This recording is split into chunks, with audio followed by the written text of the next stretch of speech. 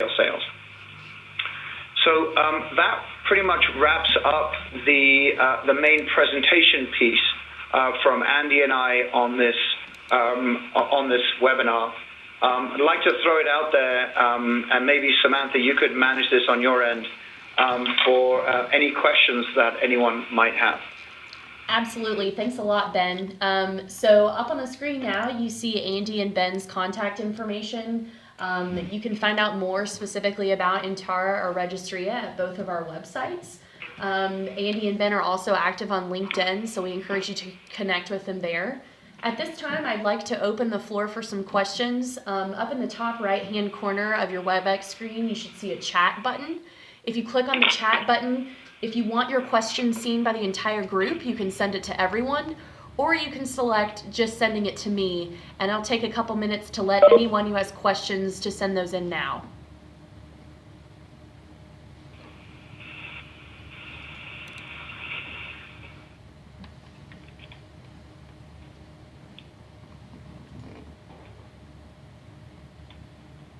Seeing a couple of them come in, I'm going to wait just a little bit longer.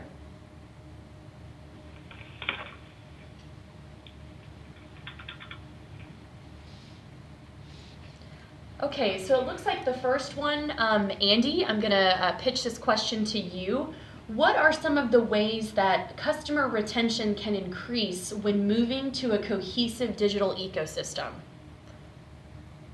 Oh, that's a great question, and so I'm happy to answer. I think that really it begins with the fact that you can measure your customer retention so much more effectively. So without having a system that is bound together by product data information management and systems that have integrations and business intelligence platforms like Tableau that Ben mentioned, you really don't truly know what your retentions rates are most of the time, or how you are directly impacting them or not.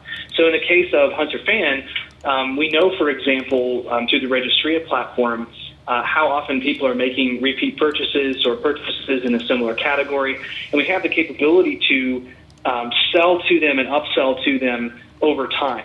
It's a durable category that doesn't get replaced that often. It's not like buying a new pair of shoes every spring. It's something that's going to last for a long time, you hope. So it's in order to get people to change, you have more of a fashion play, and there's a lot of messaging that goes into that.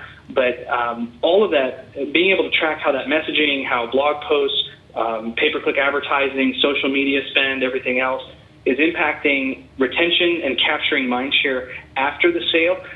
Having a cohesive digital ecosystem is critical to understanding it. Otherwise, you're just making assumptions about the data based on what you're able to see with a few metrics here or there. Great, thanks so much for that. The second question that I got, Ben, I believe this one is best suited for you.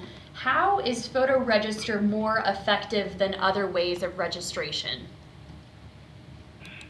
I hope I'm not repeating myself, but I think that so the other forms of registration that I know are paper-based, and then just a standard web form that someone has created.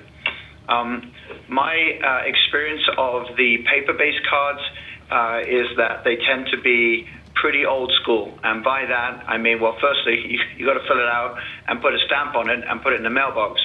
But secondly, the type of information that we are asking for tends to be coming from an age when we didn't have the ability to append customer data using a company like Axiom or Hart Hanks.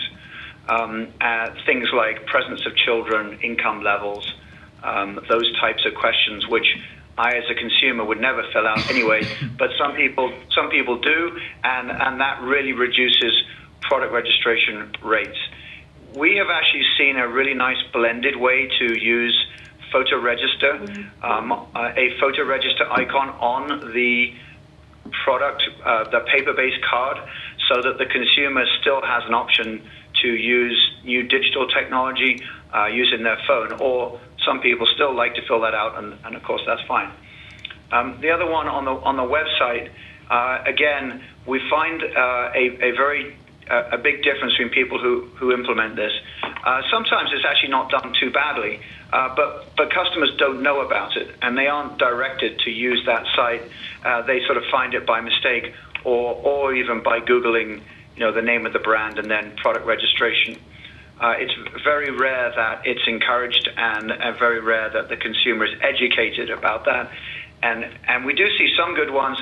Some are, I would say, only about 20%. About 80% tend to be just a really, really long form asking the same questions as they would on the paper-based card, or even more product-based type questions.